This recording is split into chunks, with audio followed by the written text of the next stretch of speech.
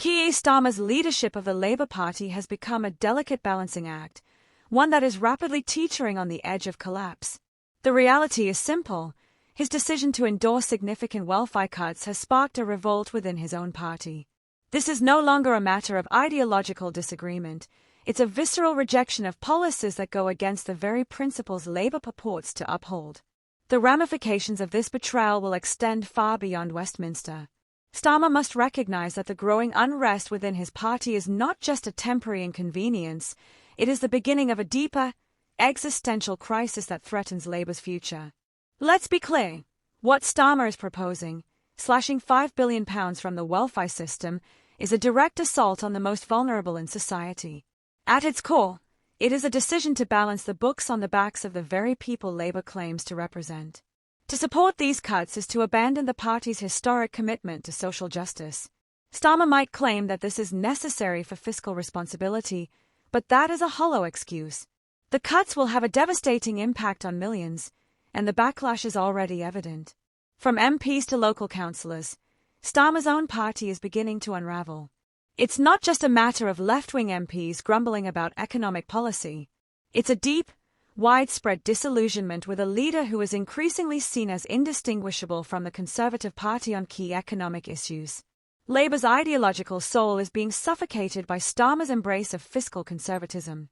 The abandonment of the poor, the elderly, and the disabled cannot be justified by any appeal to economic pragmatism. Starmer's decision is nothing less than an ideological betrayal, and the consequences for the Labour Party are grave.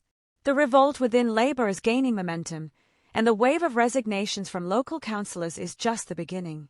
Peter Lowe's departure, after 41 years as a Labour member, is emblematic of the crisis at hand. Lowe's resignation was not just a personal decision, it was an indictment of the direction Starmer is taking the party. The message is clear. If Starmer's policies align more with the Tories than with Labour's core values, many will not stand by and allow the party to be hollowed out. Lowe's words resonate with a significant portion of the Labour base, and his resignation sends a powerful signal that the party's foundation is eroding from within. The impact of this crisis will not be confined to Westminster. It will play out in communities across the country, particularly in Labour's heartlands. Take Doncaster, for example, where resignations from local Labour representatives are expected to increase in the coming days. For the Labour councillors in these areas, defending cuts to benefits is not just politically difficult, it is a betrayal of their constituents. Labour won in these red wall areas by promising to stand up for working-class communities, but now, with policies that mirror the Conservatives' austerity measures, they risk alienating the very people who put them in power. The political price of such betrayal will be steep, and Starmer's leadership will not survive if this alienation continues unchecked. But this is not just a crisis of policy, it is a crisis of leadership. The fact that Starmer has allowed this revolt to fester without decisive action speaks volumes about his weakness and lack of vision. He might attempt to argue that Labour needs to be a big tent party, one that accommodates different viewpoints, but this is a thin veil for his lack of courage to lead. True leadership is about making tough choices, yes, but it is also about standing firm in the face of adversity and upholding core principles. Starmer has done neither. As the local elections approach, Labour's internal divisions are becoming increasingly evident. There is no longer any clear sense of purpose, no coherent vision for the future. This is not a party that is fighting for a better tomorrow, it is a party that is fighting to survive. The left-wing factions, the Momentum Group, and many others are rightly calling for internal pressure to force Starmer to reconsider his course.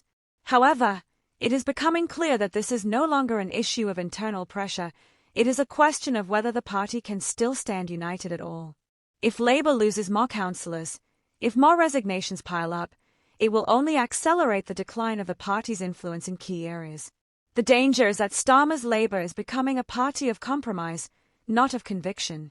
While some argue that it is better to fight from within, others see no hope in attempting to salvage a sinking ship. The message is loud and clear. Starmer's leadership is failing, and if he cannot unite the party around a clear, principled stance, Labour risks becoming an irrelevance in the next general election. Starmer must confront the reality of his situation. If he cannot reverse the damage he has done, if he cannot regain the trust of his party and the public, his leadership will be remembered not for its successes, but for its catastrophic missteps. The Labour Party is on the precipice, and Starmer must decide whether he will take bold action to restore its values, or watch it fracture beyond repair. The choice is his, but make no mistake, if he fails to act decisively, the consequences for Labour, and for the millions who depend on its policies, will be irreversible.